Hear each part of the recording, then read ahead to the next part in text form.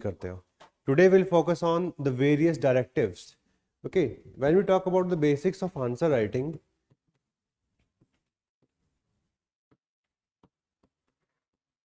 so one of the element of answer writing is to understand the various directives which are used by UPSC, because the overall structure of any answer, it depends upon them.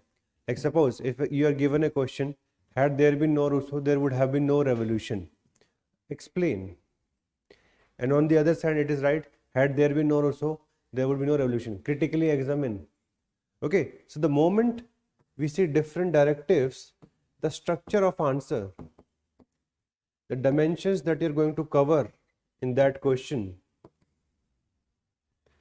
even the historiography that you're going to use in these questions, that changes.